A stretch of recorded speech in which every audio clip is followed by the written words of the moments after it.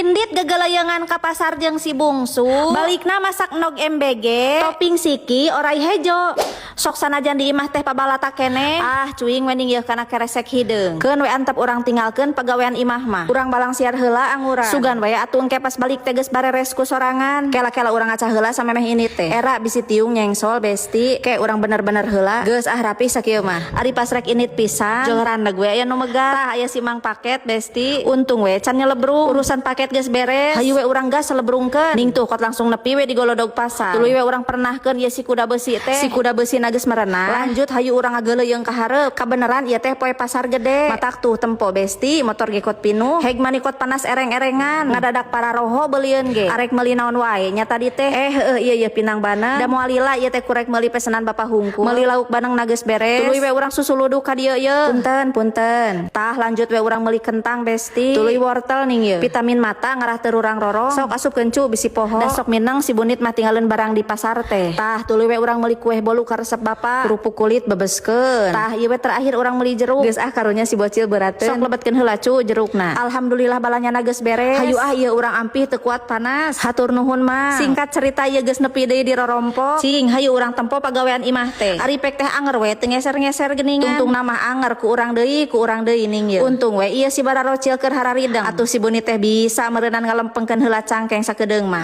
ngalempengkeun cangkeng kumaha besti apaan ari ieu nu ngamera saha cing da saruana si kamera ge teu hararideng kudu hayo we dicecekelan ning yeuh tah caritana mah ieu si pangais terek ngahaneutkeun sangu tuh si bungsu bagian sasapu sok diajar kadinya pangais da awewe zaman kiwari mah kudu sagala bisa mata kudu sing tuman ti leuletik keneh kana pagawean imah teh nyeta sok sanajan hararese geuningan sok hararese barang titah sakapeung mah komo lamun geus kaganggu ku HP mah geuningan lamun di geroan teh da teu ngalele karek we nemalan eta teh lamun inung geus make jurus guludug lanjut ayeuna mah urang mulasara nog MBG ning tuh kot parentul kitu besti da teu didalahar geuningan ukur kitu mah matak wayahna we urang polah deui tah ieu keur bumbu halusna samaranu aya we ieu mah besti da eueuh salam jeung serehna mah tadi ka pasar poho deui teu araringeun tah ieu si pangais mesekan keur toppingna teu karasa sangu ge asak we hayu urang akeul heula besti sanguna ngarah pulen gulah galeh bari dihihidan tuluy we kitu nepikeun ka leungit haseupna singkat cerita ngakeulna geus beres tuluy we ojaikeun eta si endogna sarerea sok alancrub kabeh tah lamun si endogna geus bararenget kabeh tuluy we hanyatkeun iciskeun lanjut urang gojojoskeun samara anu meunang nyiksa tadi goeng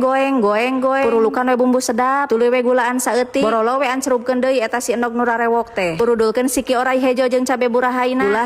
gulah galeh asak wening tah ieu penampakan hasil akhirna besti meungpeung panas keneh dadakan hayu urang hablemkeun ning ieu hari aya kadaek mah nya jadi we dahareun anu ngeunah ngeunah sote ceuk si bunit we ketang